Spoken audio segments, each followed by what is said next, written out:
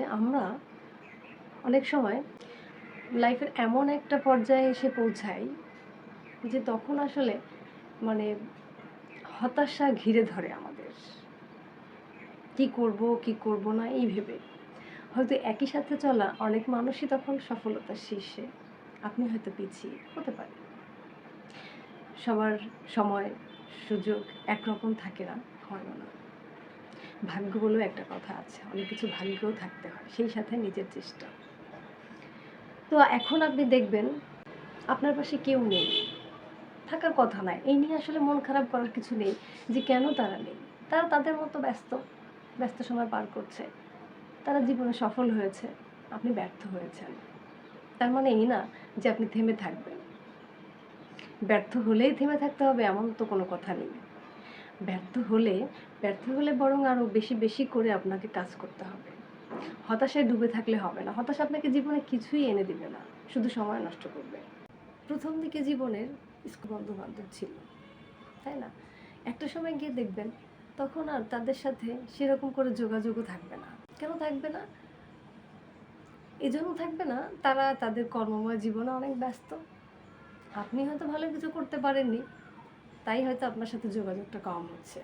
ঠিকই তাদের আপনার সাথে যোগাযোগ নেই কিন্তু সে যেখানটায় আছে সেখানে তার অনেক পরিচিত মানুষ আছে বা তার সময়টা সে সেরকম করেই তৈরি করে নিয়েছে। এই নিয়ে মন খারাপ করবেন না। কেন আপনাকে আগের মতো খোঁজ খবর নিচ্ছে না? আসলে দেখেন প্রত্যেকটা মানুষেরই সীমাবদ্ধতা আছে। সেটা সময়ের বলেন, অন্য কিছুতে বলেন, সীমাবদ্ধতা মানুষের থাকবে। আপনি যেখান থেকে ব্যর্থ হয়েছেন আপনাকে সেখান থেকেই শুরু করতে হবে। এটা হচ্ছে সবচেয়ে বড় কথা।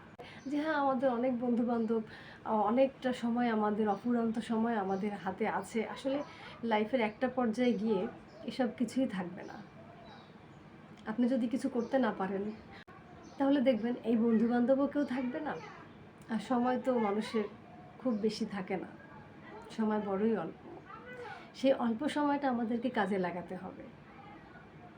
অন্যের প্রতি হিংসা না, অন্যের প্রতি রাগ না, অন্যের প্রতি ক্ষোভ না। আপনাকে আপনার জায়গা থেকে উঠে আসতে হবে। আপনাকে তো কেউ নিষেধ করছে না। আপনি আপনার মতো করে কাজ করে যাবেন। আর সবসময় জীবনের পাশে কিন্তু সবাই থাকে না। আর বিশেষ করে ব্যর্থ মানুষের পাশে একদমই কেউ থাকতে চায় না। আপনি সফল হন, দেখবেন অনেকেই আপনার পাশে আছে। ব্যর্থতার বেড়াজাল থেকে বেরিয়ে আসতে হবে। সেই চেষ্টাটা আপনাকেই করতে হবে। অন্য কেউ এসে করে দিবে না। আপনাকেই খুঁজে বের করতে হবে আপনি এখন কোন পথে হাঁটলে আপনি সফলতার মুখ দেখবেন। আপনাকে সেই পথটাকেই বেছে নিতে হবে। অনেকটা কষ্ট হয়ে যায় যখন যে জিনিসটা আসার কথা যদি সেটা তখন না আসে। কিন্তু তাই বলে কি আমরা থেমে থাকবো? তা তো না। যদি দেখেন আপনার সামনে একটা সুযোগ এসেছে অবশ্যই আপনি সেই সুযোগটাকে লুফে নেবেন। সেখান থেকেই আপনাকে শুরু করতে হবে। সেটা যে সময়ই হোক, যে বয়সেই হোক, যদি মনে করেন আপনার সেখানে কাজ করার সুযোগ আছে অবশ্যই আপনি কাজ শুরু করবেন।